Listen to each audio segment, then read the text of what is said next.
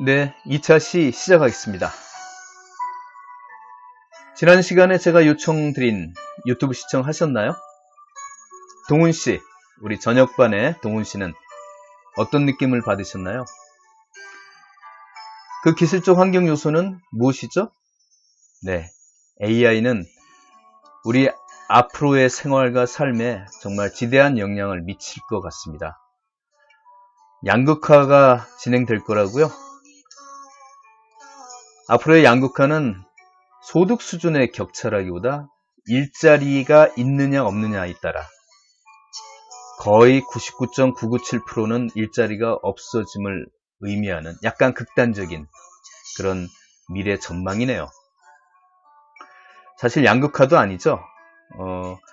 1, 2계급층 그나마 좀 이렇게 잘 살만한 상위 계층들은 0.003%입니다. 우리나라 인구 6천만에 몇 명일까요? 몇 명 안 되겠죠? 계산해보면. 그 1800명 정도만이 상류층에 해당되고 나머지는 전부 다 단순 노동자 정도 수준에 머무른다. 이게 너무 극단적일지 모르지만 지금 벌어지는 이런 상황을 보십시오. 저성장 시대 계속 갈 것 같죠? 예, 저성장 시대 가격 절감을 위해서 기업은 인건비보다는 AI로 대체할 욕심이 더 생기겠죠? 고령화 시대에 따른 하필이면 이 시기에 또 고령화 시대네요. 일할 사람 수가 줄어들에 따라 웬만하면 AI로 하지 라는 니즈를 좀 더 가지게 되겠네요. 거기다가 지금 코로나19가 앞으로 겨울마다 일상화된다면 오프라인의 위험, 이 부분 역시 AI를 통해서 사람들이 이제 재택근무할 필요도 없고 AI라는 이 기기는 코로나 걸릴 위험도 없다는 거죠. 결국 시청하신 내용이 그리 먼 시대의 얘기는 아니다. 그런 느낌을 동훈 씨는 좀 어떻게 생각하시는지 궁금하네요. 자, 우리가 배운 거시적 환경 요소를 만약에 보고서로 쓴다면 이러한 양식이 되겠습니다. 자, 보신 바와 같이 맨 윗단에 자기가 하고 싶은 거시 환경에서 가장 하고 싶은 앞으로 전망에 대한 특정한 내용을 2줄 정도로 써주고 그 내용을 입증할 만한 그리고 아주 쉽게 이해할 수 있도록 그래프와 도표의 형식으로 이렇게 메인 바디에 작성해 주시면 되겠습니다. 자, 그러면 이러한 도표 밑에는 보통 출처라는 부분, 아주 공신력 있는 어떤 기관에 이왕이면 가장 최근의 어떤 보고서를 만약에 여러분이 건지신다면 그 출처를 꼭 적어주시면 이 입증하는 자료의 신뢰성을 굉장히 강화시킬 수 있겠죠. 네, 어떤 노화 방지 제품의 거시환경 분석 양식을 보고 계십니다. 보시는 바와 같이 맨 윗줄에 키 메시지를 이렇게 적어주시고 이 내용을 입증하는 도표나 그림을 이렇게 그림으로 표현을 해줍니다. 아주 보기 쉽게 깔끔하게 잘 돼 있는 것 같아요. 보시는 바와 같이 거시 환경 분석은 과거보다는 현재 및 앞으로 도래할 어떤 전망에 대한 시점을 담고 있다. 그래서 보시는 바와 같이 2020년, 30년, 50년까지 계층별 전망치를 데이터로 보여주고 있습니다. 자, 보통 여러분이 작성하실 때는 키 메시지를 먼저 작성하시고 거기에 대한 그림, 도표를 밑에 메인 바디에 작성하실 수도 있고 아니면 이런 도표를 모아서 먼저 작성하고 이런 메인 바디에 있는 내용을 보고 상단의 키 메시지를 결론적으로 제시하실 수도 있다. 이건 여러분 취향에 따라 상황에 따라 작성하시면 되겠습니다. 지금까지는 거시환경 분석을 했죠. 우리 저녁반의 수진씨, 거시환경 분석의 구성 요소 4가지를 영문자 이니셜로 키워드를 만들었죠? 한번 크게 답해 보실래요? 네, 수진씨가 정확하게 맞췄습니다. pest, P-E-S-T. 우리 중세시대에 지금과 같은 전염병의 팬데믹을 가져온 pest를 생각하십시오. 자, 미시환경 분석. 눈을 작게 떠도 보인다. 기업 입장에서 항상 비즈니스 활동을 하면서 기업 주변에서 항상 접할 수밖에 없는, 자주 접촉을 해야 되는 그런 4가지 환경 요소가 되겠습니다. 자, 우리는 공급업체로부터 원재료나 기계 설비를 사서 생산을 한 다음 그 완제품을 유통업체를 통해서 고객, 소비자에게 전달하는, 그 와중에 경쟁사와 경쟁을 치열하게 해야 되는 그런 4가지 요소를 생각하시면 되겠습니다. 이 4가지를 뭐라고 한다고요? 미시환경 분석이라고 합니다. 다시 한번 같이 읽어볼까요? 미시환경. 자, 구성 요소로는 같이 읽겠습니다. 소비자, 경쟁사, 공급업체, 유통업체. 일종의 플로우로, 제품이 부품에서 제품으로 소비자에게 전달되는 플로우로 기억하시면 편하겠네요. 자, 여기서 여러분 소비자 내지 고객이라고 했습니다. 이 용어 자체가 2가지 차이가 있을까요?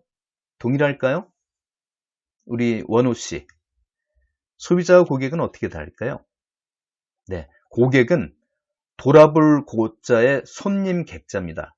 이게 돌아봐야 된다는 거죠. 우리 물건을 산 고객, 우리 물건을 산 사람을 고객이라고 해서 그 돌아볼 고자, 항상 물건 산 이후에 관계지향적으로 계속 돌아보면서 관계를 유지해 주셔서 다음에 재구입하도록 해야 된다. 그런 의미입니다. 소비자는 우리 물건을 살 가능성, 산 사람을 포함해서, 고객을 포함해서 아직 우리 물건을 안 샀지만 경쟁사 물건을 산 사람도 포함해서 이 제품을 살 만한 잠재 가능한 모든 생활자를 소비자라고 합니다.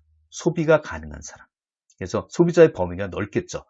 우리는 소비자 중에 우리의 고객화를 하는 그런 마케팅 활동을 하고 있는 것입니다. 네, 미시환경 분석의 우선 소비자 내지 고객 분석은 다음 시간에 배우게 됩니다. 그래서 여기서 생략하고 경쟁사 분석을 하는 방법 2를 알려드릴까 해요. 경쟁사 분석은 크게 2가지로 나눕니다. 현재 경쟁사, 현재 바로 경쟁하고 있는 경쟁 업체를 분석하는 방법과 잠재 경쟁사라고 하는 건 현재 우리 비슷한 제품 모양을 갖고 같이 우리하고 경쟁하고 있는 업체뿐만 아니라 향후에도 경쟁사로 등장할 만한 또는 다른 업종에서 우리하고 경쟁이 현재 될 만한 좀 포괄적인 범위의 잠재 경쟁사 분석하는 이 2가지를 한번 살펴보고자 합니다. 우선 현재 경쟁사 분석을 먼저 해보도록 하겠습니다. 여러분이 기업에서 나중에 업무를 보시거나 개인 사업을 하실 때 뭔가 새로운 거를 기획을 한다 그러면 항상 듣는 얘기가 있죠.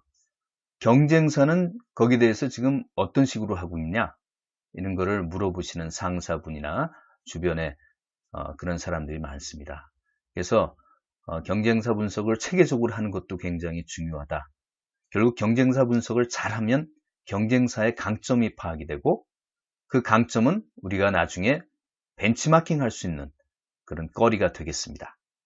그리고 경쟁사의 약점이 파악이 되면 요거는 우리가 적극적으로 공략할 수 있는 또 하나의 반면 교사의 포인트가 되겠죠.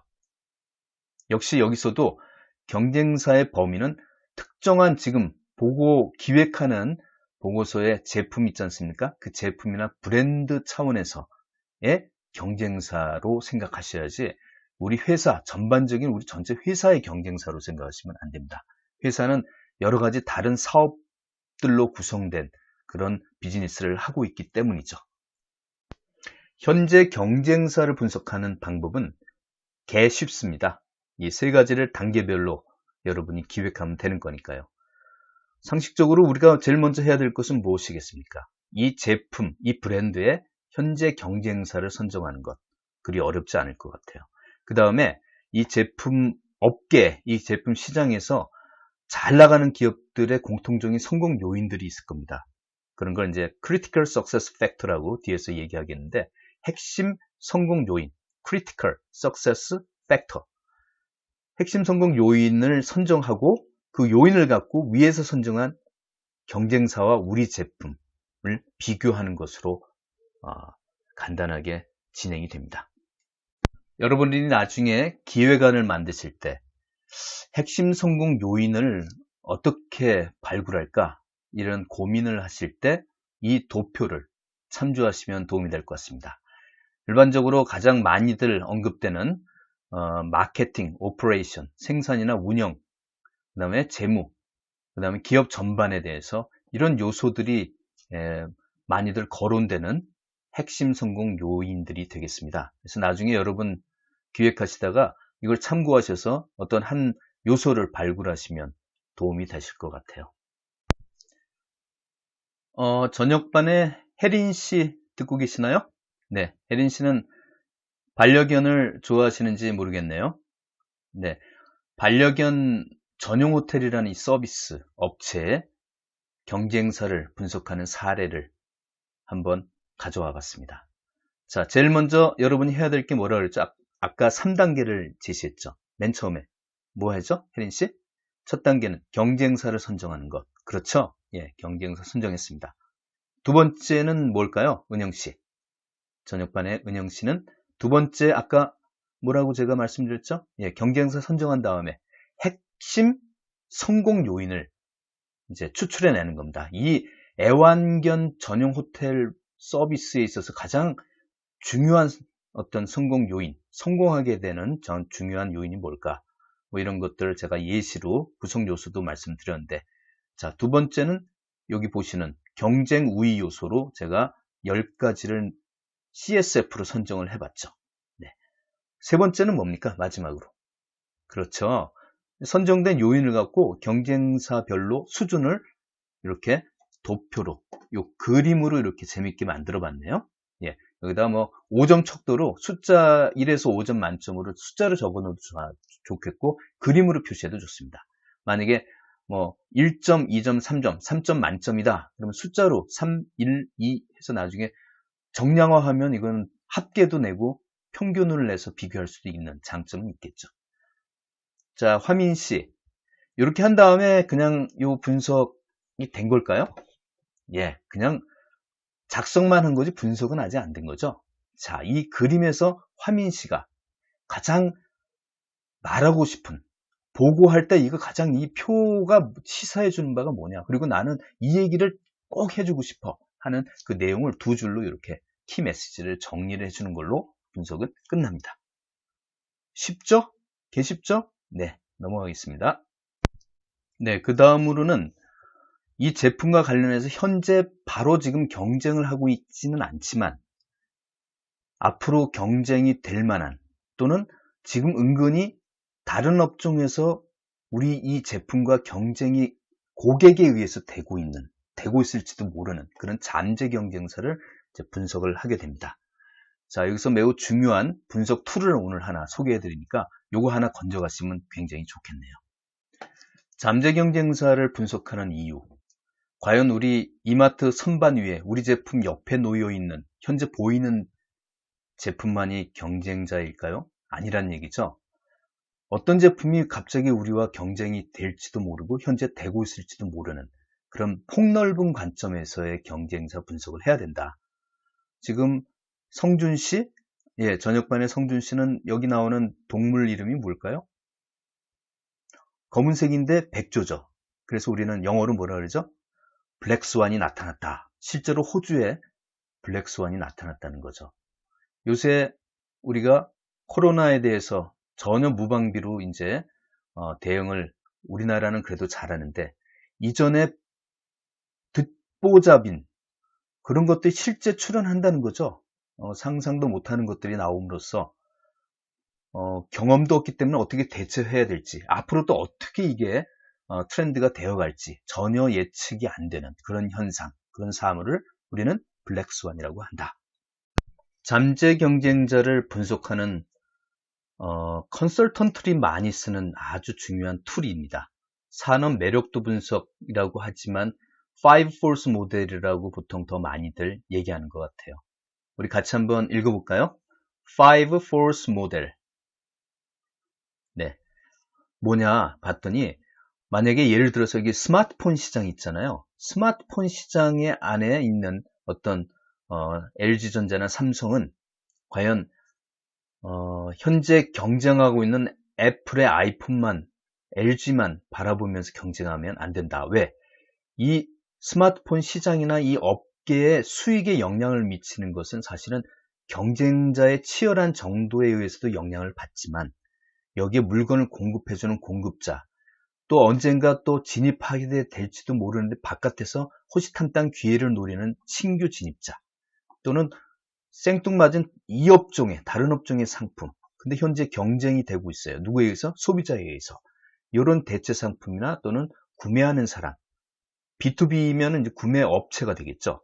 이런 전방위적인 차원에서 한 산업을 폭넓은 관점에서 보면 이런 5가지 경쟁 요소 업체들이 이 스마트폰 시장의 수익에 영향을 미치고 있다. 그래서 경쟁자 분석을 할 때는 애플이나 뭐 중국의 그런 스마트폰 업체들만 신경 쓸 게 아니고 공급자, 신규 진입자, 구매자, 대체 상품도 전부 다 분석해서 그 관계를 전체적으로 평가해야지 그 산업, 그 시장의 매력도를 알 수가 있다. 그러한 내용입니다.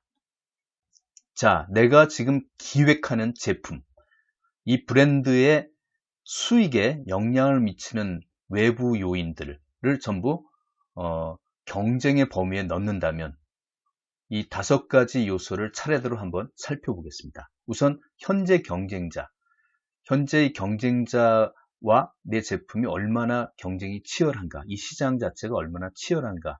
그래서 경쟁이 치열하지 않을수록 이 시장은 매력적이겠죠.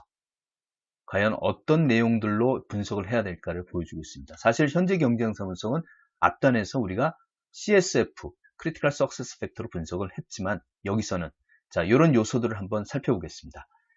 자, 기업의 수가 다른 조건이 같다면 기업의 수가 대체로 많이 이렇게 난립되어 있을 때 경쟁이 치열할까요? 아니면 몇 개 기업으로 이렇게 시장이 안정적으로 구성되어 있을 때 경쟁이 치열할까요? 이런 걸 분석해 보는 겁니다.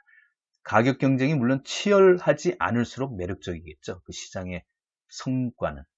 그 다음에 제품 간의 차별화가 높다, 비슷하다. 제품 간에 굉장히 차별화가 탁탁해서 고객층이 다 다르다. 아니면 제품 간의 유형이 거의 비슷해서 사람들은 굉장히 고르면서 구입을 하더라. 이런 경우에 어디가 더 경쟁이 치열할까요? 예, 제품 간의 차별화가 거의 안 돼 있고 거의 비슷할 때 치열하겠죠. 예, 차별화가 된다는 것은 이미 고객층이 이렇게 분류가 되어 있기 때문에 고객 입장에서 제품별로 이렇게 고르는데 별로 시간이 안 걸린다. 그런 얘기죠. 자, 그러면 이 상황을 보실까요? 크게 2가지 상황이 있습니다. 2개의 업종이 있는데 패션타운에 이 시장은 굉장히 많이 난립돼 있죠. 동대문 시장에 가면. 자, 이럴 경우에는 경쟁이 치열할까요? 네, 치열하겠죠. 예, 어디서 가격을 내리는지 서로 확인이 잘 안 되면 순간순간 가격 경쟁이 난립합니다. 이런 시장은 굉장히 시장이 매력적이지 않다. 이렇게 우리가 평가할 수 있는 거죠. 라면 시장은 크게 너댓 업체가 나눠 갖고 있죠. 서로 고객층을 차별화할 수도 있고 아니면 자기네 고객층이 따로 있는 정도로 이렇게 세분화가 어느 정도 돼 있다. 시장이 안정적으로 서로 간의 가격 경쟁을 이렇게 잘 안 하죠. 예, 안정적인 암묵적인 이 구도를 형성해 가고 있는 이런 시장은 매력적이다. 왜? 경쟁이 치열하지 않기 때문에. 크게 보면 이렇게 분석을 할 수가 있습니다. 5force 중에 2번째, 내가 기획하는 이 제품을 생산하려면 공급자로부터 원부자재, 원재료, 설비, 부품 등을 공급받아야 되겠죠. 자, 우리한테 그러한 부품들을 제공해주는 공급업체로부터 부품과 원재료를 받아서 이거를 완제품으로 만든 다음에 구매자에게 우리는 판매하는 그런 물류의 흐름을 갖고 있습니다. 그럼 여기서 구매자라 하면 B2B의 경우에는 구매업체나 유통업체는 어떤 법인 기업 단위가 되겠죠. 예. 그러면 자, 내가 기획한 이 제품을 만드는데 여러 가지 원재료를 주는 공급업체가 납품 단가를 자주 인상을 해줄 것을 요구하거나 아니면 인상 폭을 크게 계속 요구를 한다면 이 제품의 성과에는 매력적일까요? 아닐까요? 우리 민지용 씨. 그렇죠. 비매력적이다. 이렇게 얘기하면 되겠죠. 이 제품 성과에는 아무래도 우리가 주도권을 갖고 요 납품 단가로 맞춰주세요. 항상 이렇게 우리가 물건을 받으면 우리가 안정적인 생산과 가격을 낮게 설정할 수 있는 그런 폭을 가질 수가 있겠죠. 또 반대로 구매자와의 관계를 볼까요? 구매자들은 보통 우리 회사 제품에 대해서 어떤 요구를 하느냐, 품질이나 가격에 대해서 까다로운 요구들을 한다 이거죠. 그러면 그런 까다로운 요구가 많을수록 매력적일까요? 적을수록 매력적일까요? 네, 그런 요구가 적을수록 그냥 주면 받는 그런 고객이라면 굉장히 우리 제품의 성과에는 매력적이다 이렇게 보시면 되겠습니다. 자, 이번에 숫자를 갖고 한번 비교해 볼 수 있습니다. 내가 지금 포스코 철강을 만드는 회사다. 포스코 업체다. 우리가. 그럼 우리는 철강의 이 강판을 이제 여러 가지 구매 업체들에게 B2B니까 구매 업체들한테 판매를 할 때, 자, 이 교섭력이라고 하는 건 우리가 상대적인 어떤 힘은 누가 더 셀까요? 그죠? 포스코가 더 세다. 당연하죠. 왜? 일단 숫자 자체가 구매자들은 굉장히 많은데 구매업체들은 대신 포스코와 현대제철 국내에는 한 3개 정도의 저런 강판 철강 업체로 과점화되어 있기 때문에 상대편이 숫자가 많다 그러면 우리가 힘이 센 거예요. 반대로 우리가 방송업체다 그러면 우리 방송업체 물건을 공급해주는 공급업체와의 관계에서도 공급업체가 숫자가 많으면 우리 방송업체 입장에서는 해피하겠죠. 우리 너 아니라도 다른 공급업체 많아. 이런 힘들이 방송업체들이 더 세기 때문에 갑질하는 PD가 많다는 그런 얘기가 되겠죠. 그죠? 네. 네, 저녁반의 수정 씨. 네, 제가 지금 설명을 하는데 이게 좀 다소 딱딱하고 어려울 수도 있어요. 이해 안 되시면 즉각 손을 들어서 얘기를 해주세요. 자, 네 번째 force, 네 번째 경쟁 요소, 우리 제품의 수익에 영향을 미칠 만한 경쟁 요소로 신규 진입자가라는 게 있어요. 여러분 여기 현재 경쟁자가 들어간 이 박스 보이시죠? 중간에 이 박스가 의미하는 바는 이게 여러 업체들이 들어가 있는 시장이라는 거, 특정 제품의 시장, 산업, 업계라고 보시면 되는데 이 산업이나 이 시장이 수익이 짭짤하다 그러면 항상 바깥에 누군가는 진입을 노리는 진입자가 있어요. 자, 이런 업체들은 나중에 이제 진입을 하게 된다는 거죠. 이 현재 경쟁사 중에 어떤 업체를 인수해 갖고 들어온다든지 아니면 자기가 다 생산 공장 같은 걸 만들어서 들어온다든지 여러 가지 방법이 있겠지만 자, 그러면 시장 바깥에 있는 이 신규 진입자들이 들어오기가 쉽다, 어렵다.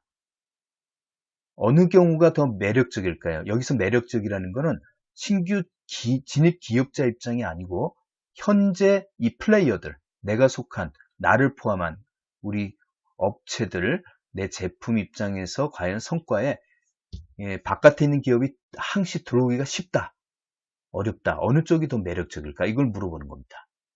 수정씨, 좀 이해가 되시나요? 다시 한번 해달라고요? 예. 나는 지금 현재 경쟁자 중에 하나예요. 이 속에, 시장 속에 들어가 있어요. 사업을 하는데 이 제품의 성과에는 이제 영향을 이제 여러 가지 요소들이 미치는데 우리가 속한 이 지금 업계가 굉장히 짭짤해요. 그러니까 바깥에 누군가 대기업이 들어왔어요. 들어올라 그래요. 그때 나름대로의 들어오기가 쉬운 구조가 있고 어려운 구조가 있는데 내 입장에서는 어느 경우가 더 해피해요. 내가 이 업계 입장에서 볼 때 바깥에 있는 플레이어들이 들어오기가 어려울수록 어때요? 내 입장에서는 매력적이란 얘기죠. 그 얘기를 하고 싶은데 이해되시죠? 예, 이해되신다고 하네요. 수정씨 고맙습니다. 자, 이렇게 들어오기가 쉽다 어렵다는 무슨 얘기냐면 진입 장벽이라는 게 뭔가 있다는 거죠. 이런 진입 장벽 때문에 대기업이 이 현재 경쟁자라는 박스 안에 이 시장에 들어오기 어려운 것들이 나름 산업별로 존재한다는 거예요. 그래서 이런 요소들이 굉장히 진입하기 어렵게 깔려져 있으면 진입 장벽이 높다 이런 얘기를 하는데, 자, 여기 5가지가 나와 있죠. 진입 장벽이 이런 요소가 있는, 정부가 이 시장 안에는 시장을 보호하고 좀 키워야 되는, 소비자 입장에서 그런 시장일 경우는 규제를 합니다. 외부 진입자가 못 들어오게끔 어떤 조항을 다는 거죠. 또 진입 특허가 있으면 이 안에 뭐 어떤 생산 기술 같은 게 특허가 걸려 있으면 외부에서 생산하려도 못하는 거죠. 또 규모의 경제, 워낙 많은 생산 체제를 할수록 원가가 싸지고 가격을 싸게 매길 수 있는 능력, 이런 것들을 신규 진입자는 처음부터 작게 이제 생산하다 보면 이걸 누릴 수가 없어요. 그래서 이것도 진입 장벽이 될 수가 있다. 제품이 딱 차별화돼 있어. 이 현재 경쟁자 안에 여러 플레이어들이 서로 고객을 딱딱 나눠서 갖고 있어요. 그럴 경우에 고객들은 이미 자기가 원하는 그 제품 급에 따라서 기업들이 딱딱 정해져서 구매를 하기 때문에 신규 진입자들이 들어가서 어떻게 좀 사업을 할 만한 여지가, 고객을 처음에 획득하기가 쉽지가 않다. 그런 얘기죠. 유통 경로도 마찬가지예요. 유통 경로, 그러니까 이마트 선반 위에 이미 경쟁자 제품을 깔려져 있고 신규 진입자가 제품을 만들어서 물건을 깔려고 해도 듣보잡의 어떤 브랜드가 그 이마트에 협상을 하려도 잘 안 돼요. 너희 제품은 소비자들이 잘 모르는데 되게 기존 제품도 다 깔려 있는데 어떻게 하느냐, 이렇게 해서 난색을 표명하는 그런 진입 장벽들이 있다. 자, 이해되시는 걸로 알고 넘어가겠습니다. 자, 마지막 우리 제품의 성과에 영향을 미칠 만한 경쟁 요소로 포괄적인 차원에서 대체 상품을 얘기하고 있습니다. 자, 이마트에서 우리 제품이 놓여져 있는 판매 공간 인접한 곳에 같이 몰려있는 제품은 현재 경쟁자 제품이겠죠. 그러나 이 판매 공간에 있는 제품 말고 저 건너편에 있는 전혀 다른 모양의 모습으로 돼 있는 제품이 소비자 입장에서는 우리 제품과 견줘보고 산다. 이렇게 되면 대체 상품이 많다는 거죠. 자, 우리 제품에 대체할 수 있는 다른 모양의 이종의 상품의 종류가 많다. 그러면 우리 제품의 수익에 영향을 미치는 영향력은 어때요? 매력적일까요? 덜 매력적일까요? 비매력적이란 얘기죠. 당연히 설명할 필요가 없네요. 그죠? 여기 보시면 뭐 사례가 나와 있는데, 대체제가 많다는 것은 비매력적이다. 우리 제품 입장에서 우리 제품을 항상 다른 엉뚱한 제품들과 계속 견져보면서 산다. 기분 안 좋다는 거죠. 자, 앞서서 대체 상품 말씀드렸는데, 마케팅에서는 이 대체 상품의 개념이 굉장히 중요합니다. 자, 마케팅 근시안이라는 용어가 있어요. 마케팅 마이오피아라고 하는데, 이거는 우리 제품의 경쟁사의 범위를 우리 제품 모양의 관점에서, 우리 기업 관점에서 좁게 보는 시각. 그러니까 이마트에 우리 제품이 놓여 있는 그 매대 주변에 인접해 있는 공간에 있는 제품들만 우리 회사의 제품의 경쟁 제품이야, 이렇게 보는 좁은 관점이에요. 근데 사실은 고객들은 그렇지 않죠. 우리 제품 뒤에 있는, 저 멀리 있는 판매 공간에 있는 제품과 어느 순간 우리 제품을 견져보면서 고객들은 지갑을 여는 걸 망설이고 있다. 제품을 견져보고 있다. 그렇게 되면 생뚱맞은 어떤 제품이 우리 제품의 경쟁 제품이 되는 거예요. 폭넓게 고객 관점에서, 견져보는 고객 관점에서 경쟁사의 범위를 넓게 보라. 여기 다이어트 콜라 맨 원 안쪽에 이 콜라는 어느 순간 CGV와도 경쟁이 되고 있고 커피와도 경쟁이 되고 있다는 거예요. 고객 입장의 생각은 다르다는 거죠. 코카콜라를 마실까 펩시콜라를 마실까가 아니고 코카콜라를 마실까 커피를 마실까. 그래갖고 이 콜라 업체에서는 이런 커피 코카콜라라는 합성 제품까지 나오는 거죠.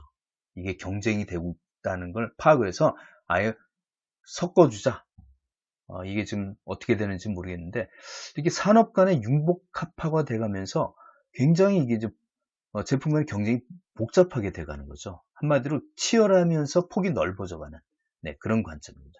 여러분 예를 들어서 참이슬 마케터가 가장 신경 쓰는 경쟁사는 맥주 회사, 맥주가 될 수도 있겠지만 그보다 더 중요한 것은 새로운 TV, 화질이 빵빵한 첨단의 TV가 새로 나올수록 참이슬 마케팅 담당자는 가슴이 졸인다고 해요. 왜 그럴까요? 경쟁이 된다는 얘기죠. 참이슬이라는 소주와 화질 빵빵한 대형 스크린의 TV와 고객 입장에서는 경쟁이 된다. 우리 성혜 씨는 무슨 의미인지 아시겠어요? 왜 소주와 TV가 경쟁이 될까요? 고객 관점에서 보시면. 고객들은 소주는 주로 언제 마시죠? 저녁 퇴근길에 회사 근처에서 마시는 게 소주입니다. 근데 TV가 집에 새로 산 TV가 화질이 빵빵하고 굉장히 유튜브까지 잘 나오는 화질 빵빵하고 사운드 좋은 TV가 집에 있다. 그러면 어떻게 되나요? 참이슬 담당자 입장에서는 매력적인가요? 아니죠. 집에 가게 되면 소주는 일단 판매하기가 어렵다.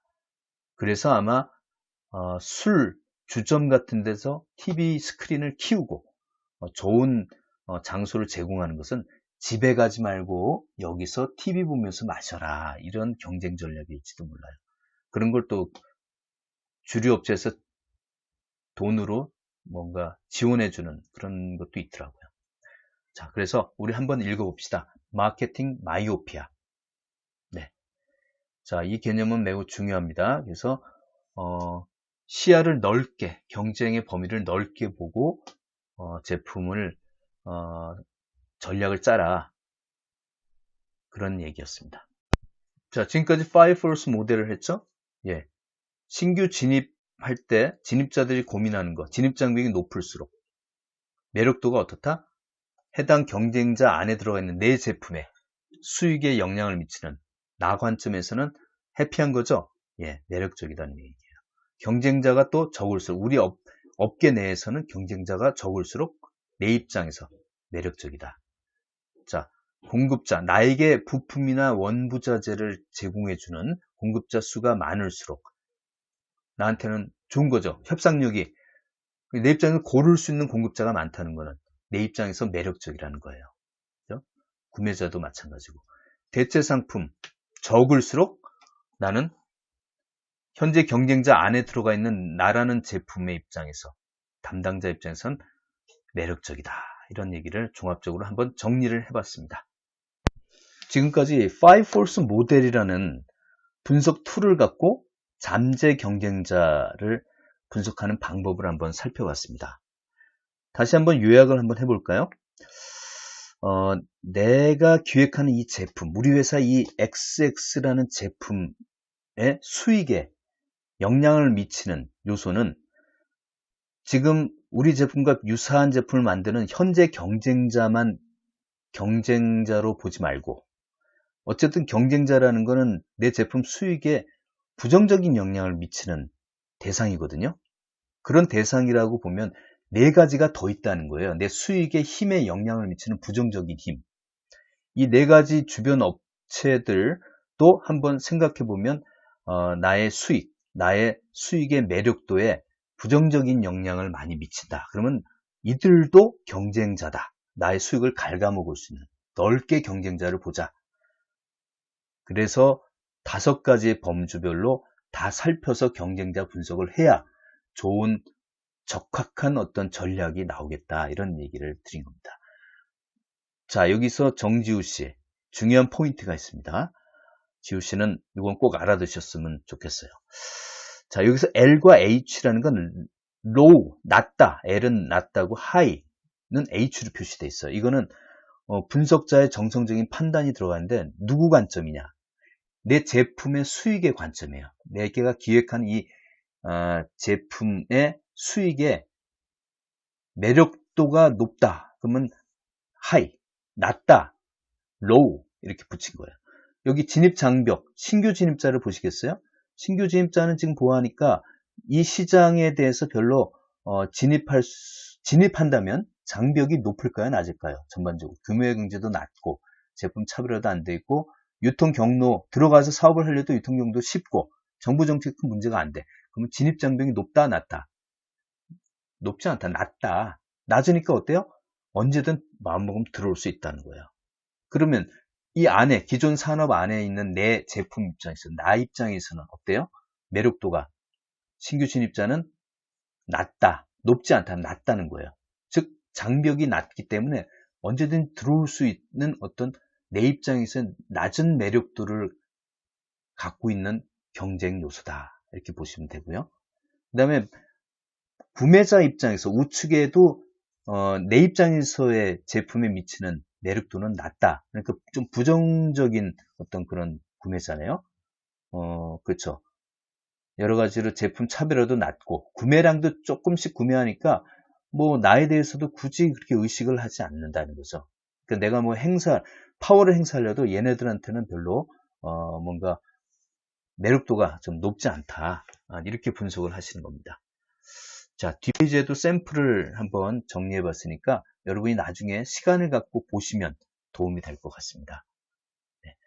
두 번째 차시는 이 정도로 시간이 좀 많이 지났네요. 이 정도에서 마치고 좀 쉬셨다가 마지막 3차시를 살펴보겠습니다. 수고하셨습니다.